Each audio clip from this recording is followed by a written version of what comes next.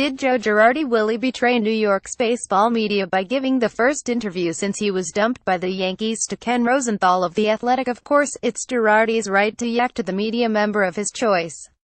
And there is no doubt Rosenthal, who also works for Fox Sports, is one of the best in the business. Yet some local scribes, speaking privately, were miffed that Joey Loose Leafs didn't grant his first interview to one of them. One Voice, ESPN 98.7's Michael Kay, who is also the TV voice of the Yankees on Yes, let his feelings be known loud and clear. And he had like he was speaking on behalf of the scorned Lovers Club. Girardi essentially flipped off the entire New York media that has been covering him since 1996, Kay said on the air. Would Kay have felt so bad for the rest of the media if he had gotten the first interview with Girardi? Michael Dwyer up the Kay concocted narrative here as Girardi went to Rosenthal for the express purpose of sticking it to a local media that wasn't always kind to him, a media he sometimes would get prickly with throughout the decade he managed the Bombers. Yet there could be other reasons Girardi granted the interview to Rosenthal. One could be he trusted him implicitly. He also could have perceived Rosenthal and The Athletic as a sympathetic place to land. Or perhaps he knew that he was in a now-in position. No matter who he gave the interview to, someone else was going to be ticked. If he gave the only on one to the beat writer from a particular newspaper, the other beat writers would have freaked.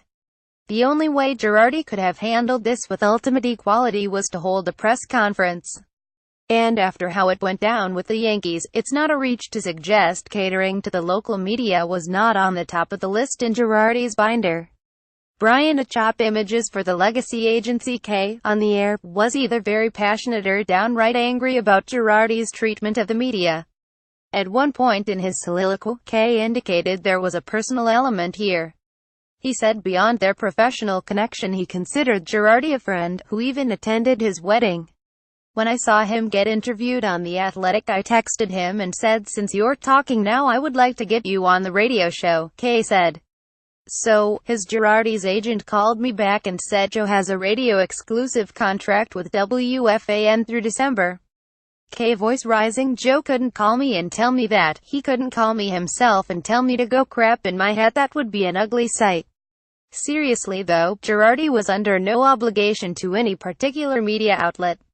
Now, his only obligation is to himself, his family, and how he positions himself for his next gig. At some point in time he will be ready to talk again. Maybe even to Kay. Fanside during his Girardi rant, Kay said if he was running WFAN I would be red hot over Girardi talking to The Athletic because the WFAN pay him a lot of money for a weekly appearance and have him under contract through December. This did not seem to matter to Mike Sports Pope Francesca, who took the situation in stride. When a caller asked why Girardi has not yacked with Francesca, the pontiff said we have discussed it with his agent. We are pursuing it, so expect to hear Girardi on Fan sometime before December 15th. Take that in early October. TV ratings expert Donald John Trump said ESPN's ratings have tanked. The president must not be paying attention to what's happening on First Take. It must not be on his massive viewing schedule. In October, the show, featuring Stephen A. Smith, Max Kellerman and Molly Qerim, had a 53% increase in overall viewership over last year, averaging 465,000 viewers.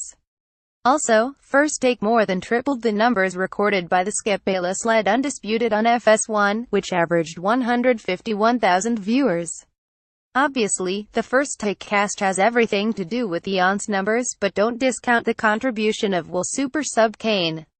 While his conservative opinions put him on ESPN's list of endangered species, he has the unique ability to get under, way under, the skin of both Smith and Kellerman. Friday, Kane was on the entire show while Kellerman was on assignment for HBO. Was it just me, or was Sass face showing major trepidation, especially when he had to go up against both Kane and Tim Tebow?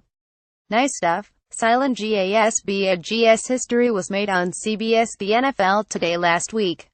After James Brown reported on Texans owner Bob McNair's inmates comment, he then offered an opinion, and Nate Burleson put his 2 cents in too. So, now it was time to hear from Phil Simms, Bill Cowher and NJ Esiason, right? Not quite. The trio of gasbags, who have opinions on everything, reserve their right to remain silent. Did NFL politics keep them from yiking? Their silence was strange, very strange. Sound bites. The Foxies reported strong viewership numbers for the 7-game World Series.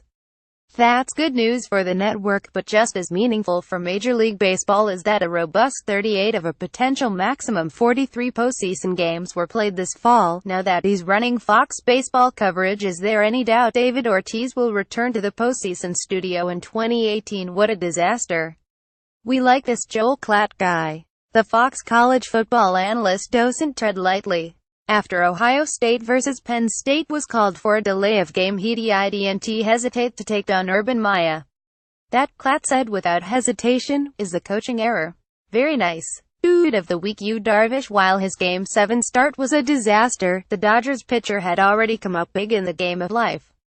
The composure and tolerance Darvish displayed following the outrageous and offensive display by Houston's Yuli Gurriel is worth recognizing and acknowledging.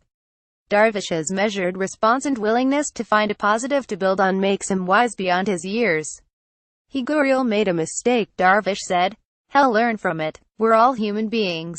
Dweeb of the week. Giants organization. What in the wide world of sports is going on in the shadows of MetLife Stadium? Known for being one of the NFL's best-run franchises, the Giants can't win. Players are breaking team rules, and suspensions are being handed out like slices of Papa John's pizza.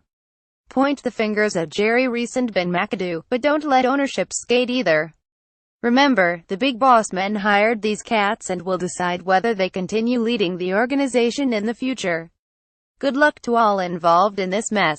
What Janice Porzingis said from the Knicks' point of view, Kristaps is the focal point at the moment, so you cannot upset him much or otherwise. At the end of the season, he will say, it's not so cool here. What Janice Porzingis meant to say, my brother is the only thing the Knicks have to hype, so he must be treated like a spoiled NBA superstar.